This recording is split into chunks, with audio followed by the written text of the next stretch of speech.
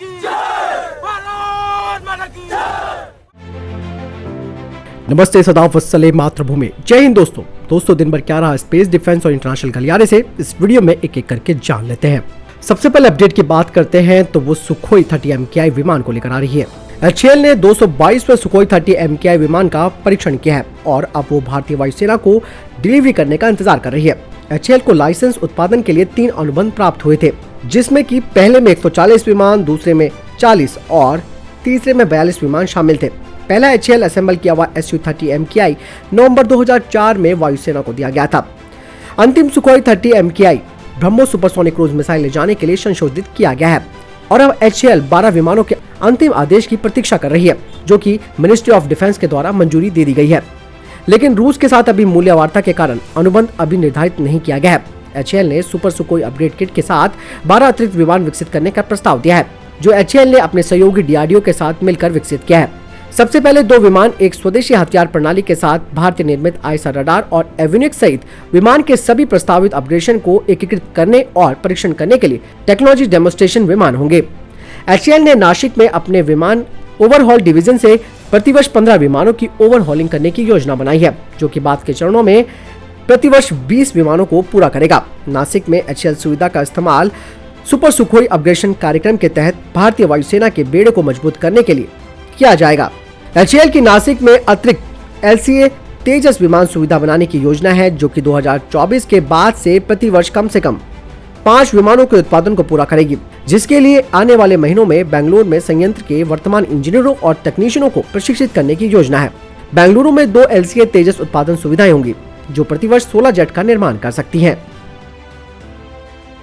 स्वदेशी रूप से विकसित एक्टिव एंटीना एरे यूनिट यानी कि AAAU आईसा मल्टीमोड एयरबोर्न समुद्री निगरानी रडार को HAL द्वारा निर्मित ट्विन इंजन टर्बोप्रॉप डॉर्नियर 228 200 श्रृंखला विमानों में एकीकृत किया जाएगा। नए रडार के साथ एकीकृत होने के बाद ये multi mission maritime patrolling aircraft बन जाएंगे।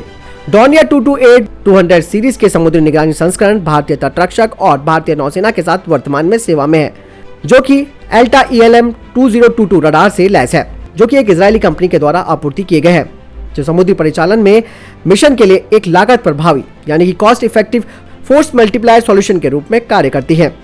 लेकिन अब स्वदेशी रूप से विकसित active antenna array unit I saw airborne maritime petrol radar Dornier 228 समुद्री निगरानी विमानों पर इस्तेमाल किया जाएगा, जिसमें 512 TR मॉड्यूल होंगे। डॉर्नियर 228 के समुद्री निगरानी संस्करण का इस्तेमाल समुद्र की निगरानी, स्पेशल इकोनॉमिक जोन की गश्ती, fishery patrol, maritime law enforcement और रेस्क्यू लोकेशन एंड सपोर्ट के तौर पर किया जाता है। इसके अलावा air to air surveillance, air to ground intelligence, air to ground intelligence, reconnaissance और सर्विलांस मिशन के लिए भी इसका इस्तेमाल किया जाता है। वहीं DRDO एयरबस विकसित C295 ट्रांसपोर्ट पर मल्टी मिशन मैरीटाइम एयरक्राफ्ट को विकसित करने का भी उसने प्रस्ताव दिया है। अगली अपडेट NSG को लेकर आ रही है। वरिष्ठ IPS अधिकारी MA गणपति ने राष्ट्रीय सुरक्षा गार्ड के महानिदेशक का पद संभाला है। अभी तक गणपति नागरिक उड्डयन सुरक्षा ब्यूरो के महानिदेशक के पद पर अपनी सेवाएं दे रहे थे। इसी के साथ ही राष्ट्रीय सुरक्षा गार्ड के महानिदेशक SS देसवाल का कार्यकाल भी खत्म हो गया है। उन्होंने गणपति को आज अपना कार्यभार सौंपा। आपको बता दें कि वरिष्ठ IPS अधिकारी MA गणपति उत्तराखंड के पुलिस महानिदेशक भी रह चुके हैं। इन्हें अब राष्ट्रीय सुरक्षा गार्ड यानी कि NSG का महानिदेशक भी बना दिया गया है। भारत सरकार के कार्मिक मंत्रालय की ओर से इसके आदेश भी जारी कर दिए गए थे। गणपति 1986 बैच के भारतीय पुलिस सेवा के उत्तराखंड के अधिकारी हैं और वे पूर्व में उत्तराखंड के DGP रह चुके हैं। अगली अपडेट की बात करते हैं तो वो नए एंटी टैंक गोला बारूद परियोजना को लेकर आ रही है। 125 mm FSA PDS यानी कि फिल्म एस्टैब्लिश्ड आर्मर प्रिसीसिंग डिस्कार्डिंग सबोट के निर्माण के लिए नए गोला बारूद हार्डवेयर परियोजना की स्थापना के लिए केंद्र सरकार ने मेक इन इंडिया और आत्मनिर्भर भारत नीति के तहत ऑर्डिनेंस फैक्ट्री बोर्ड के द्वारा नए भारत 75 के लिए रूसी सहयोग के साथ असाइनमेंट के तौर पर 339 गोला बारूद हाई एनर्जी प्रोजेक्टाइल फैक्ट्री में समय पर पूरा होने के लिए अच्छी तरह से है। मैंगो नाम की इस परियोजना के लिए 90% नागरिक कार्य पूरे हो चुके हैं और समर्पित बुनियादी ढांचे को अगले महीने तक बढ़ा दिया जाएगा।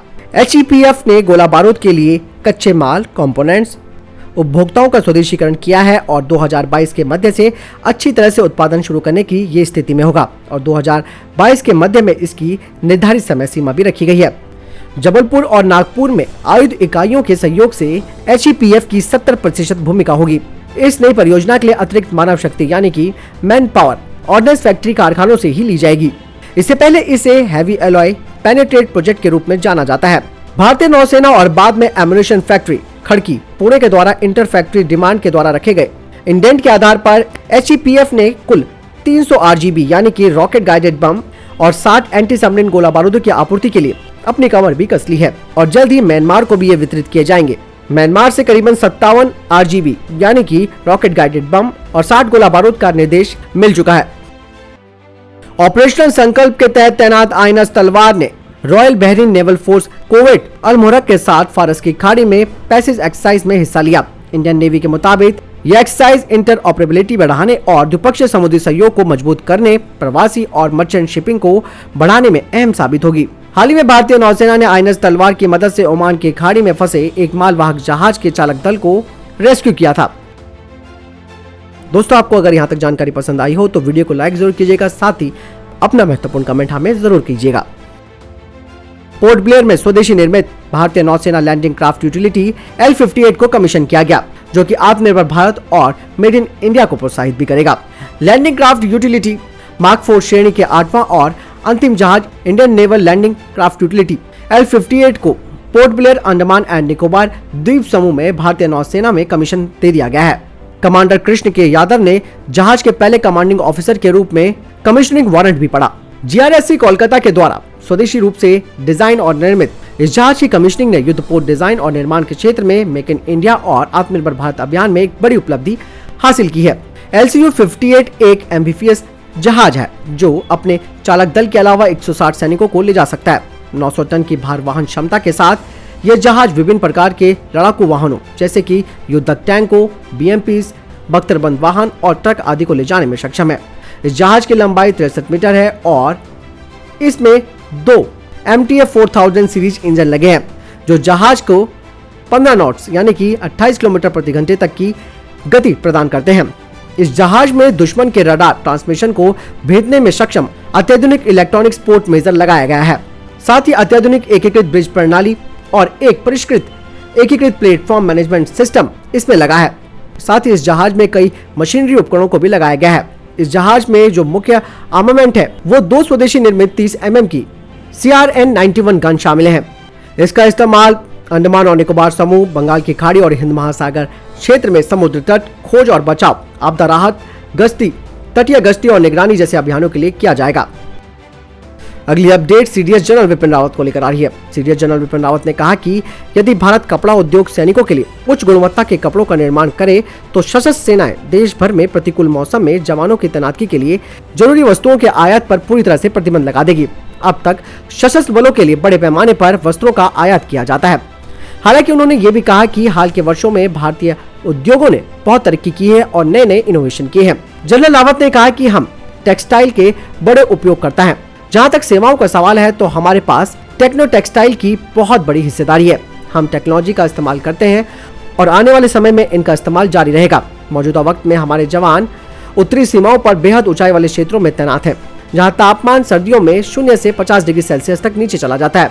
वही जनरल रावत ने कहा कि हमारे जवान रेगिस्तान में भी तैनात रहते हैं, जहां गर्मियों में तापमान 58 डिग्री सेल्सियस तक बढ़ जाता है। उन्होंने कहा कि मैं कह रहा हूं कि जवानों के लिए कपड़े दोनों मापदंडों जिसमें गर्मियां और सर्दियां हैं उनको पूरा करने वाला होना चाहिए।